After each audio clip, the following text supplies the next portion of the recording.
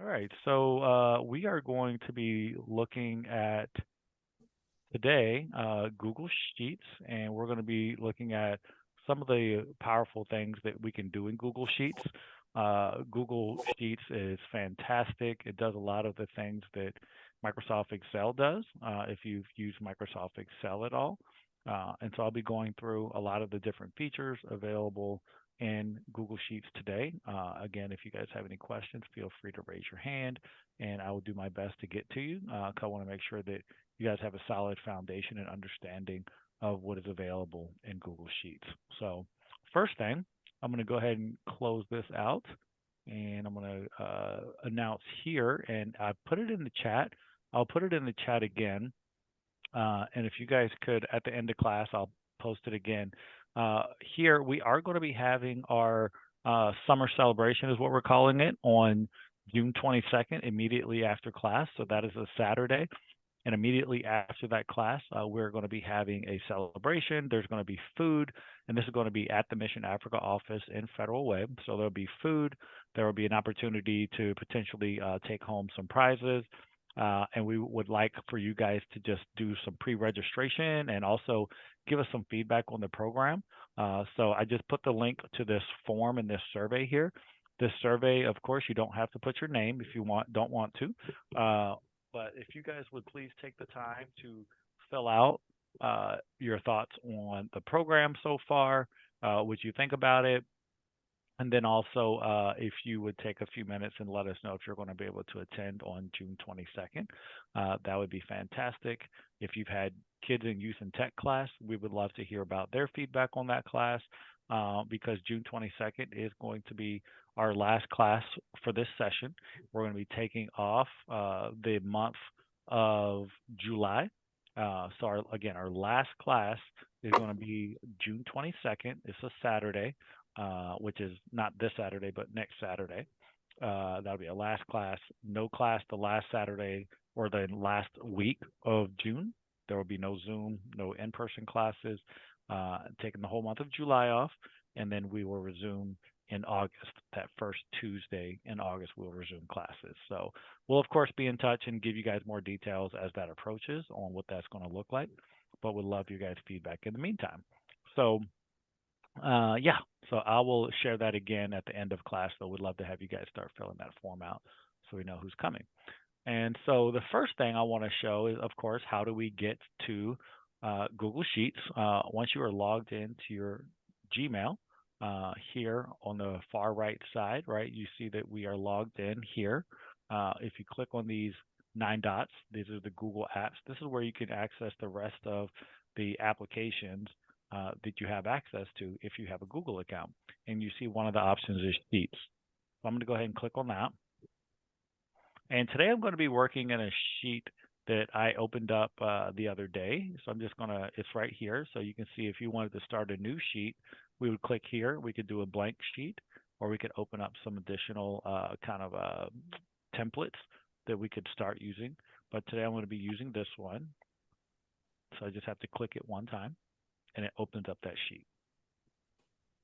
So first of all, I just want to review quickly what a spreadsheet is. So a spreadsheet is just information that's organized into columns. So this is a column, column A and B and C and D. So columns, and we reviewed this last week. So I won't spend too much time on this, but these are the columns, right? So column H is marital status, and then we have rows over here on the left, and row 4, row 5, and row 6. If I put my mouse here, you see that there's a blue line around this cell. So this is called a cell. A cell is where a column and a row meet. So in this case, G and 5 meet at cell G5. If I click down here, now I'm in G11. Same thing if I go over here, now I'm in I14. Okay, so you might hear me reference some cell names a little bit later. I just wanted to demonstrate what that looks like. And so today I have downloaded from this website here. This is called Kaggle. Kaggle is for data nerds, essentially. It's a place where you can go download free data sets. And I downloaded this one. It's called just Walmart details of sales. And so I downloaded this data here, and they provided me with all this free information. It's just random information. Of course, it doesn't have anything sensitive in it, but it's free information where I can practice working with large sets of data. In today's corporate environment, in pretty much any business, that you could be healthcare, it could be car sales, it could be retail, selling stuff on Amazon, any business and any organization is likely going to be working in spreadsheets because this is how they organize all their information. Even a church, right? The email contact list at the church is a spreadsheet, right? It has a name, it has your email, it maybe has your address, it has information about you. When you go to Fred Meyer and they ask you, did you put your phone number in? That's for a reason. That's because they want to be able to attribute all of their sales to a person, right? Because that on that person's profile, they might have information on you about your age, your zip code, and so when you're buying things, they can look at all of that data in mass and in bulk and say, oh, we're finding that people in zip code 98424 they like these type of grapes. So we're going to order more grapes to that store. And so there's a lot of data analysis that goes into any type of business, and they're constantly looking at the data to make informed decisions. So in the business world, a couple of jobs that fall under that is things like business data analyst. There might be a data scientist, which is a high level analyst. There's data engineers. There's all types of different positions with the data. And so here on this spreadsheet, you can see we have a couple columns. So we have a customer ID, and I intentionally deleted the value here already. We're going to insert this automatically shortly. We see that these customers, we're going to see where they bought certain product, and this just has a product number. And so everything that you buy at the store, you guys see them scan it right when you are checking out. That's just that scan is corresponding to a number in a computer, and then Mm, um, that number has like all the information about that product, right? So they scan a value. Let's say they scan uh, a loaf of bread, and it comes back as product ID this. Well, when it comes back to this product ID in their computers, it says that product ID costs this much. The name of the product is this. It's in the bakery category, et cetera, et cetera, et cetera. So it has a bunch of information about that product. Here we have information about the customers. We have their age, their occupation, their city category, how long they've been in their current city, their marital status, their product category that they're buying from, right? So when they buy this product, what is the product category? Most stores have product categories. Let's say, for instance, at Fred Meyer, they probably have uh, dairy, fresh fruit, bakery, uh, cereal, you know, et cetera, et cetera, right? And then here's the price. Now, don't pay too much attention to the prices; they're a little bit high, but you'll understand the concepts that we're looking at. 1 second, and go back and see if I can see something here.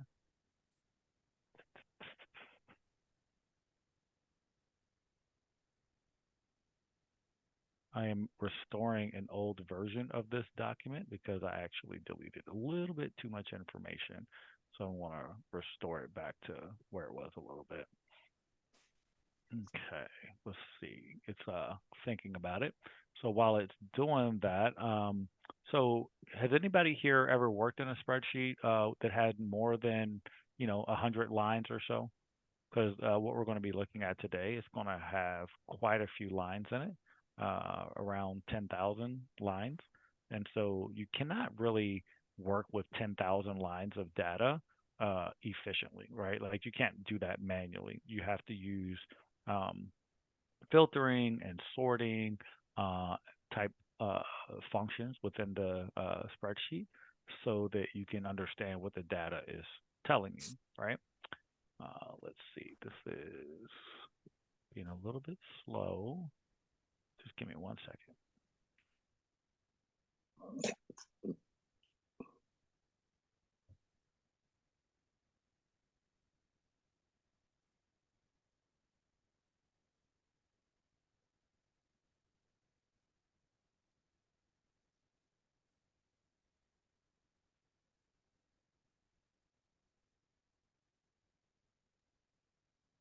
Okay, perfect. We're good to go.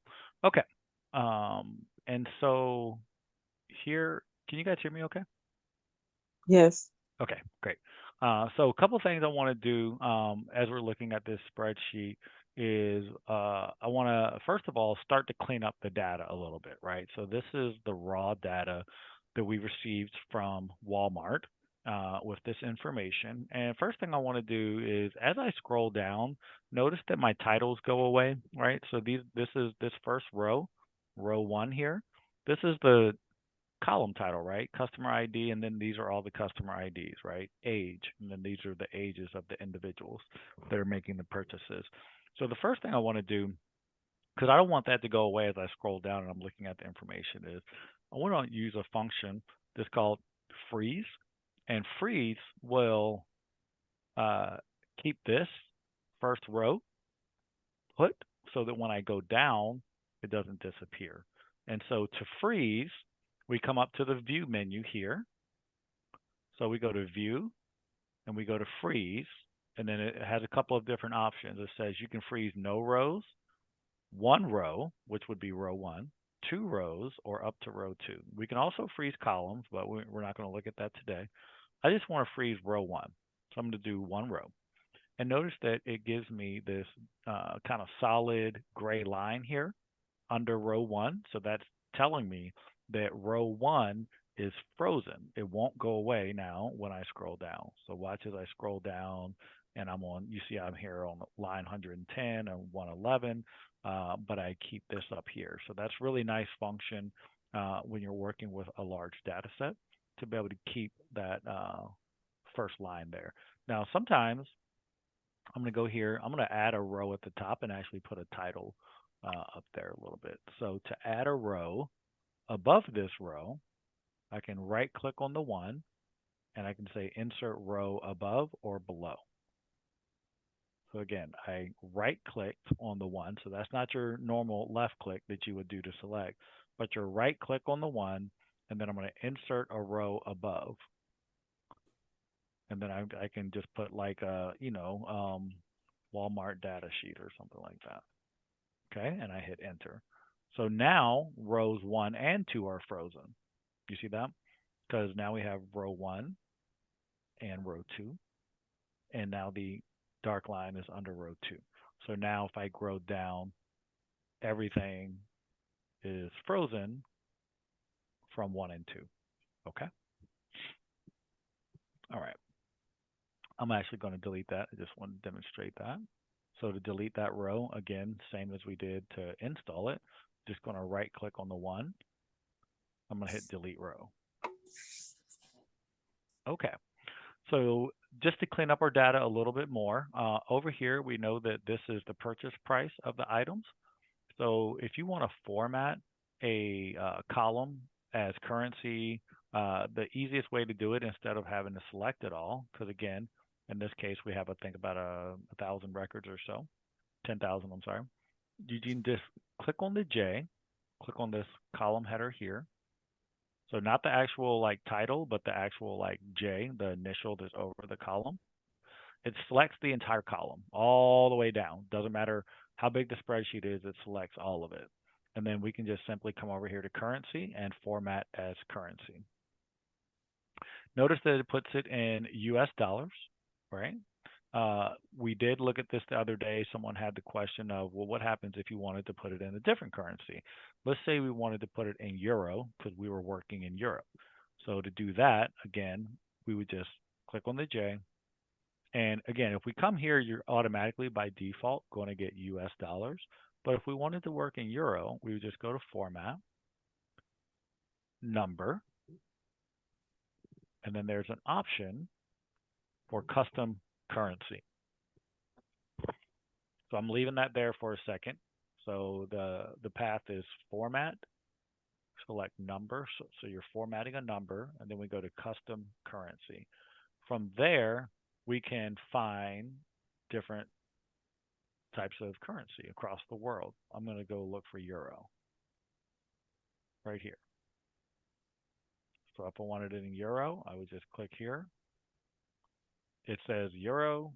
I can hit apply, and it makes all of this euro over here. Okay. But I think in this case, I'm pretty sure these are dollars. So I'm going to go ahead and just put it on dollars. Okay. All right. So we're good to go. And let's see what else. I want to go ahead and put a little bit of color here. I personally like to put a little bit of background color. So to change the color of text, once we've selected it, we can come here and select a color. And we can change the background color right here. I like that. A little black and red. Okay. Okay. So the first thing I want to show is how we actually filter. So here we have a list of, let's see. So we have row two is the first line of data. And then all the way down, oh yeah, we have all the data. We have 55,000 rows of data. That's not a small amount, right? That's a lot of data. And this is 55,000 different customer orders. Now, some of the customers are repeated, and they have multiple purchases, of course, because they come back to Walmart repeatedly. But we're dealing with 55,000 records. There's no way you can actually review that information manually. So you have to use filters and so forth. So let's say that you worked at Walmart, you're a business analyst, and a customer comes in and they say, "Hey, I bought this product here, but I lost my receipt, and I would like to return it and get my money back." So, what are the first couple questions, right? So they lost their receipt, but they do have the product. They claim that they bought it at this Walmart. So one of the ways that we could figure out if they actually purchased it is hopefully they put their customer ID in or their phone number. Oftentimes you use your phone number, but that just goes back to your customer ID. And so you say to them, well, what's your customer ID? Let me look up your account. And they give you this number here, 1000001. That's my customer ID. I know I bought it here. Don't remember the day. Don't remember the price, but I'd like to return it. And you say, sure, no problem. Just give me 1 second. I'll look up your account. So in this spreadsheet here, the first thing we want to do is we want to actually go up here to the far right, click more, and we want to click this button here that says create a filter. A filter is going to allow you to only select specific information in this spreadsheet. In this case, we only want to see this customer's purchases because it looks like we can see a few purchases of theirs here, but how do we know if there's not additional purchases down here somewhere in the 55,000 records? We don't. We have to kind of do a filter so we can figure that out, right? And so here, I'm going to go ahead and create a filter. It might take just a second. Let's see here.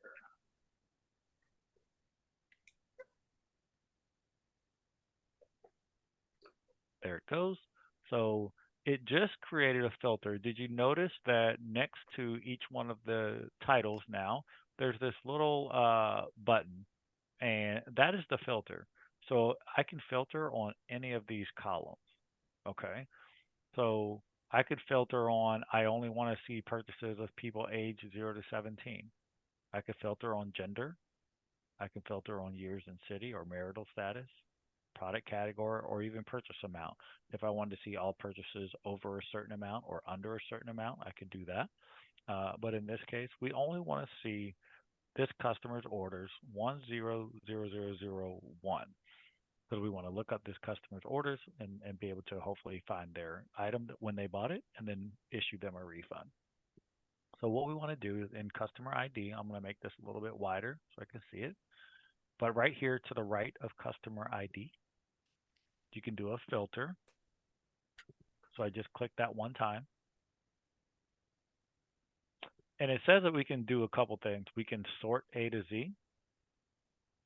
So if I sort A to Z, it's going to sort all the customer IDs from the smallest to the largest. Or we can sort Z to A, which would be sorting backwards, right? So that would be sorting from the biggest customer number down to the smallest.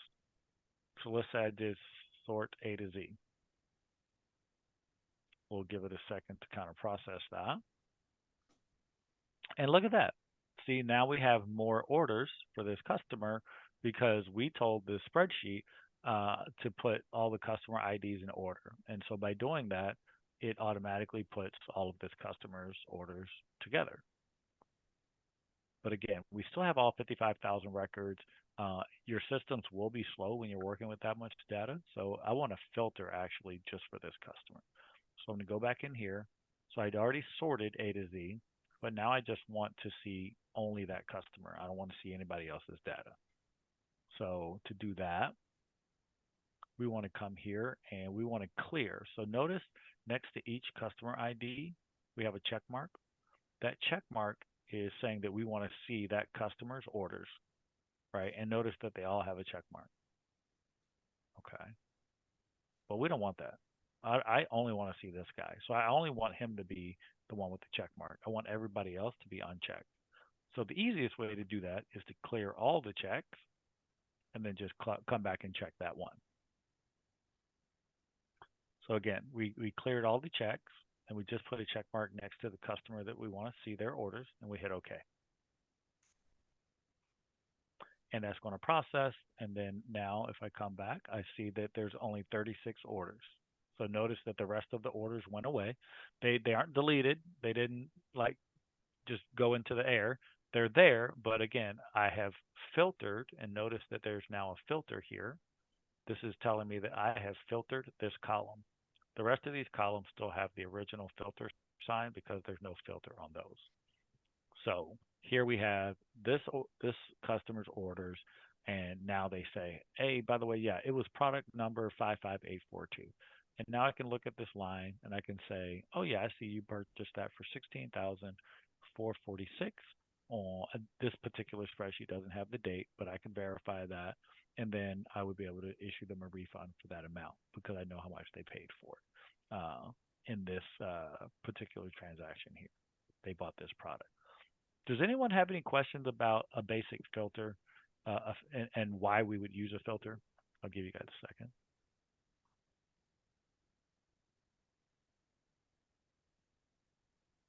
No? Okay. Uh, also, I want to demonstrate that within this filter, you can also, because we've only filtered on this column, we can also filter over here on a product category once we've done this filter. So now we're only looking at this customer's items, but they also say, I know that I paid over 10,000 for it. I don't remember the particular number though. So we can come over here to purchases because we're only looking at this customer. Come over here to purchases and add an additional filter. So let's see what that one looks like.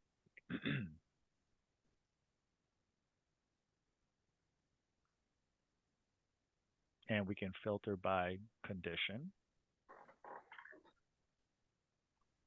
And then the condition is going to be greater than, and then the value is going to be 10,000 because they told me this is their customer ID and they know they paid over 10,000. So I came in, I did filter by condition, right? What's the condition? The condition is I want to know, see all their orders that are greater than 10,000. Going to come down and hit OK. And now for this customer, we're only seeing orders over 10,000.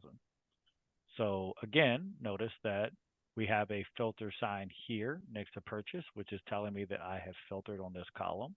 And we also have a filter here on this column because I'm only looking at this customer and I'm only looking at their orders over $10,000. Okay. Now notice that when I selected these items here, what does it give me down here? it gives me the sum Mm, yeah. of all of their orders that are over $10,000. So let's go back and unfilter on the condition because maybe I want to see what is the total of all of their orders. I don't want just the orders over 10,000. So I can go back in here and let's see. I need to turn off this function. So say no condition, hit OK. And now we have all of their orders. And again, if I select all their prices, I can see that this particular customer has spent $334,000 at Walmart if I add up all their orders. Okay. So again, really, really cool function to be able to use filters um, to answer questions. Does anybody have any questions about what we've done so far?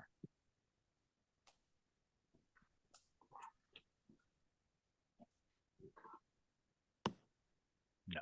A bit Okay.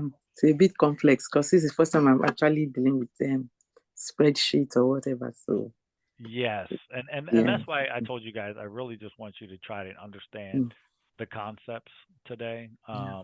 I would not expect you to be able to just turn around and do this after watching this today. But this video, I would encourage you to go back and watch this. Of course, I'm recording Okay. today, so I would highly encourage you to, on your own Mm, time, go back and this will be hopefully a video you can reference many times because okay. it's a lot of good information on how to get around these spreadsheets. Yes. Um, so I'm going to go ahead. So again, we're filtered on customer ID here. I'm going to go ahead and take that filter off. And again, notice that like when we were filtered for this customer, I think we saw 36 orders, right? So let's go ahead and select all. And again, notice it puts all the check marks again. Then you have to always hit OK. And it brought back, let's see, if I scroll all the way down, we are again at 55,069 unique orders. Okay. All right. So that's filtering. Okay. You can filter all kinds of different ways, as you guys saw. So again, if I come here, you can filter lowest to biggest, biggest to smallest. Sometimes you might have colors that tell you like maybe you have colors here that you have changed, and you say, these are yellow because maybe there's something wrong with these orders, and then these orders have been returned, so they're red, right? So you start to have some color coding happening. You can filter by color. So I can come here, filter by color, by fill color, and notice the two options are yellow and red or white. So companies use this quite a bit. They have some color coding that means different things. And if they only want to see the red orders for refunds, I can just click on red and it's going to filter to just the red orders and I can see all their refunds. All right, I'm going to take that off. None. And I'm going to take these colors off to select them and change the background color to, let's go with like white. Yep, same thing here. Okay. And again, when you want to just go back to the raw data and you don't want any more filters, you can just click on this button right here. Okay, so now we are back at our original spreadsheet again with all this information about all of these Walmart orders, 55,000. So the last thing I want to show you guys, and this is going to be a little complex, but I want you to know it's available because it's the best tool to analyze and review large batches of data, and it's called a pivot table. I'll write that in the chat. The pivot table. And what a pivot table does is it can analyze all this information and it can do it in about 2 seconds. So let's say again you work at Walmart and Walmart says, "Hey, we want to know who's our top customer based on the data. Who's our top customer that's purchased the most in the last year?" And then this is the spreadsheet that has all the purchases for the last year. You can do that pretty quickly and pretty easily using a pivot table. You don't have to come here and add up everybody's, sales and so forth, because there's a lot of different customers here. So maybe they say, how many customers do we have, first of all, and then who is our best customer? So those are two great questions that we can answer pretty quickly using a pivot table. And to use a pivot table, the first thing you want to do is you want to select all of the data. And the easiest way to do that is up here to the left of A and above 1, there's a blank box. If you click that box, it will select all of the data in that sheet. Notice I clicked it and it highlighted all of the data. So when it's highlighted, that's telling me that it is ready to look at that data. It has been selected. And if I scroll down, you'll see that everything is selected, right? So again, to select all of the data, which is the first step in creating a pivot table, you want to come here and click on the box to the left of A, and that is above 1. It selects everything. And then we want to go to Insert, and we want to insert a pivot table. I'm going to click it, and I'm going to say yes, go ahead, and we're going to put the analysis we're going to do on a new sheet. So right now we just have a sheet called Walmart. As I hit create, you're going to see another one pop up down here. And this works just like if when you're on the internet on Chrome and you can have multiple sheets open, right? So we have the raw data here, and then over here we're going to do our analysis. Okay, so let's go ahead and do this. So let's say the first question is how many customers do we have at Walmart? So I'm going to hit edit. So this is the symbol for edit here. Notice there's nothing really in our analysis so far, but I'm going to just come here to edit. And let's say we want to see customer IDs and we want to see how many we have. So I want it to count how many customer IDs we have. So I'm going to add that under values and I'm going to tell it to count.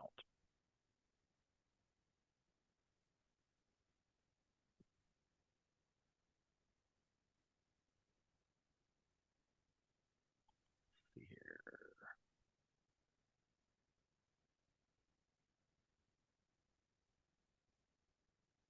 And so we have our customer IDs here and to count unique. Okay, there we go. So for customer ID, I told it I want to know how many unique customer IDs there are. Unique being right, like different, right? Like they're not the same customer ID because we know over on the raw data, right, this customer ID is repeated many times. So I told this pivot table, I want to know exactly how many customers do we have. So we have 5,891 customers. Great. Sounds good. So you tell the boss, hey boss, we have 5,891 customers. He said, great. Uh, who are our top customers, our top purchasing customers? So you say, okay, got it. Let me go look at that.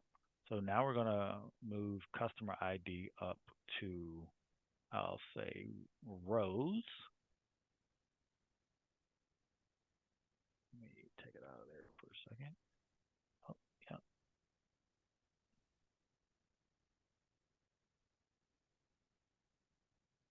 Okay, so there's rows. I'll give that a second to populate because there's a lot of them. So here's all of our customer IDs.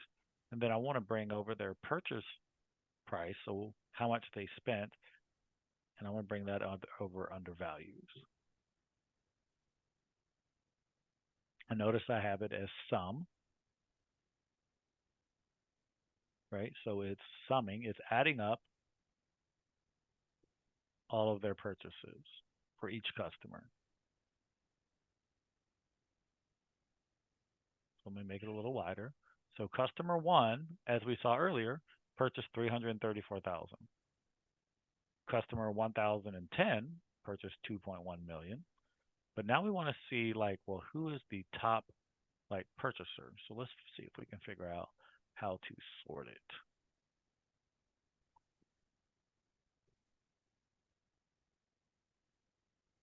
And let's sort. So see here next to customer ID, it says we can sort by sum of purchase.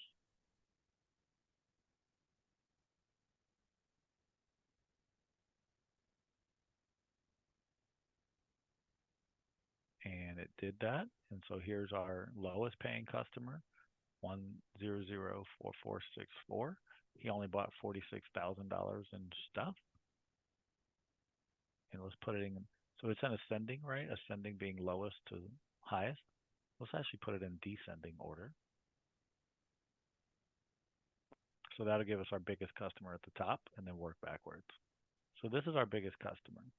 So again, the boss asked how many customers we had. We are able to find that number pretty quickly using a pivot table. And then now we can see here that this customer has the most purchases at 10 million. Bayuba, you had a question, sir. Yes. Thank you so much.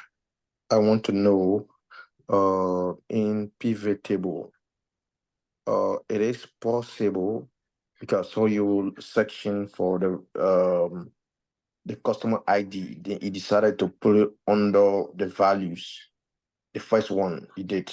So now, can you put the customer ID to value and put a purchase to rows?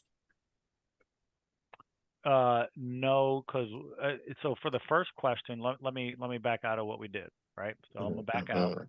So Well, so let's let it catch up. Is still okay. So it's caught up now. So but what I did, so values is means it's gonna do some kind of calculation, right? So that's what that means. okay. Okay. Okay, I so I so when I bring injection. customer, go ahead. So that means anything have to do with calculation must go under values, right? Correct. Correct. Okay, that's good.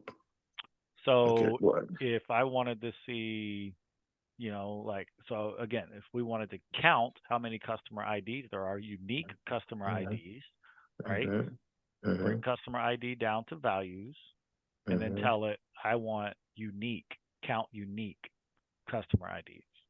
Okay, And then it does its calculation and it gives me count unique of customer ID, 5,891.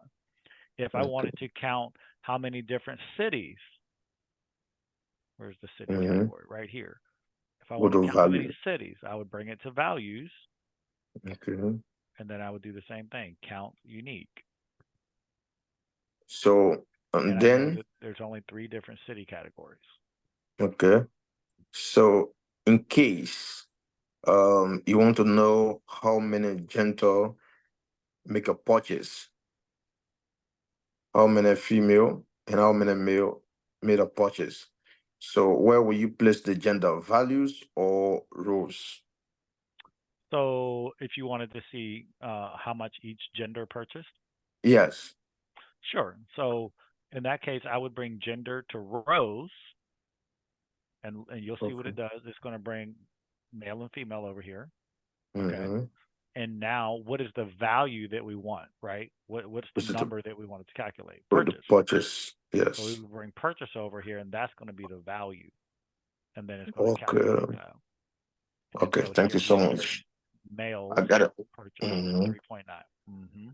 Yep. Okay.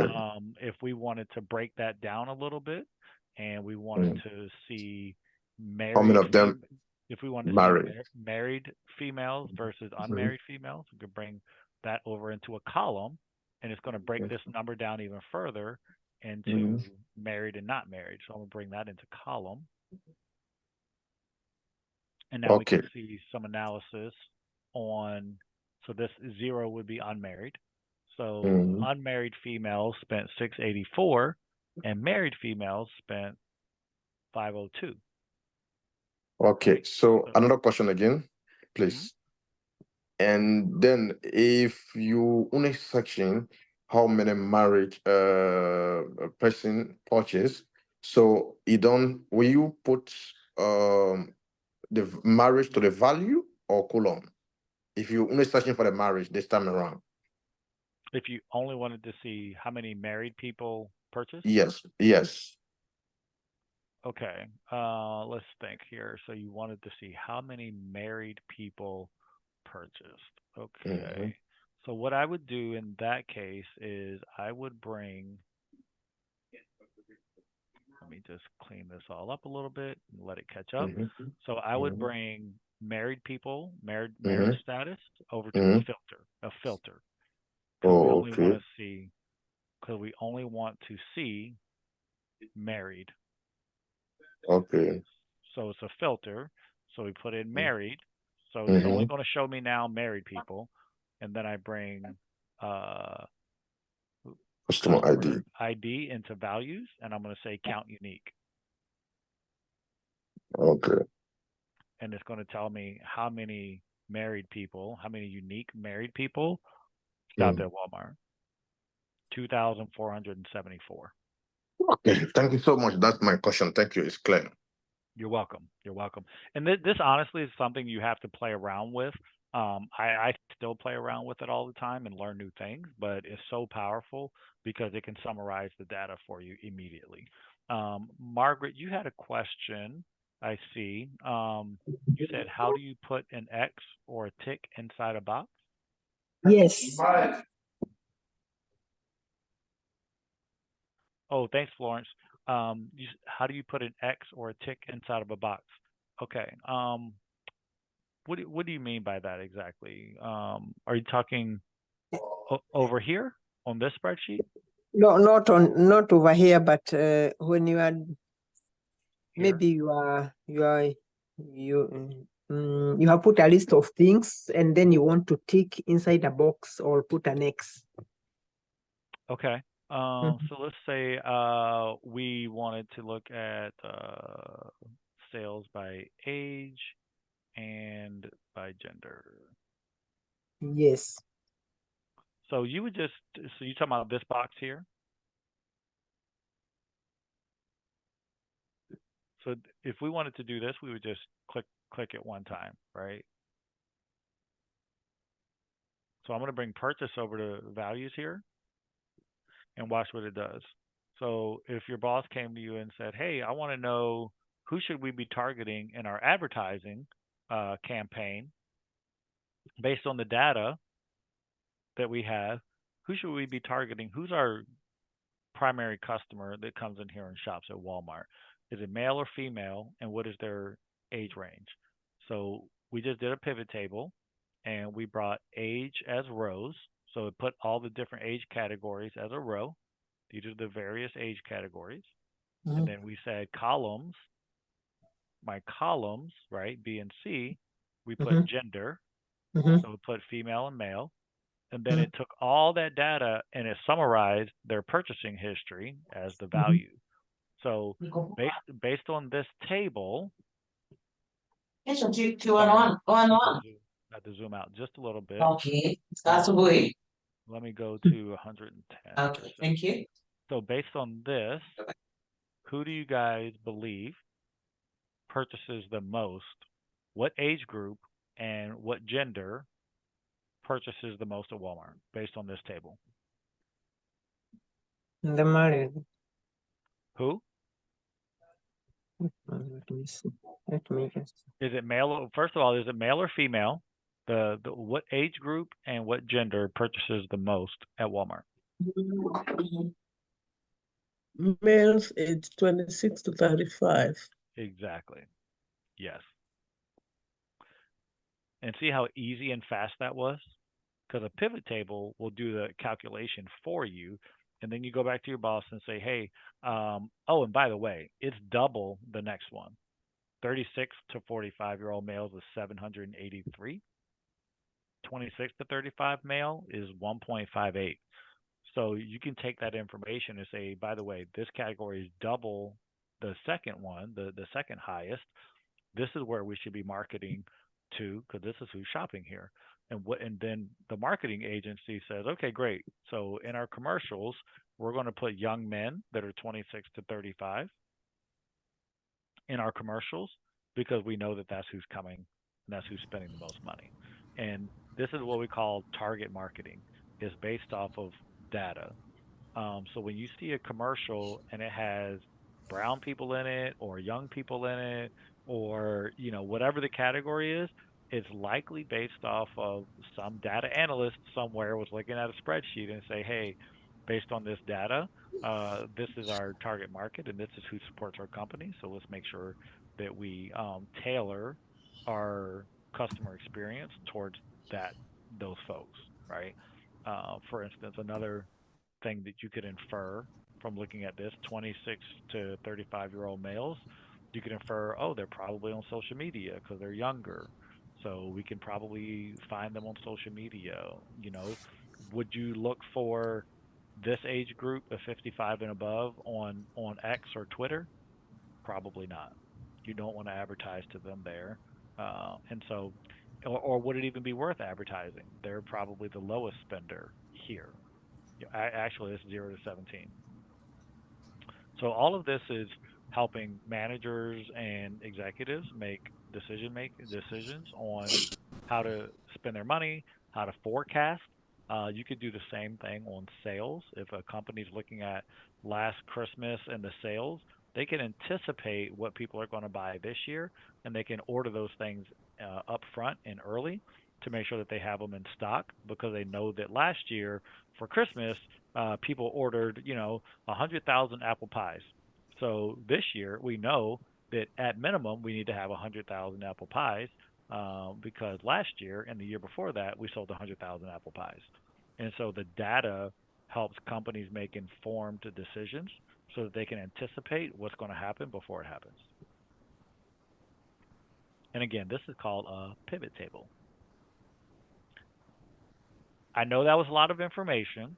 I don't expect you guys to be able to do it today, but I wanted to introduce the concepts of number one, filtering, when you only want to see specific information like this.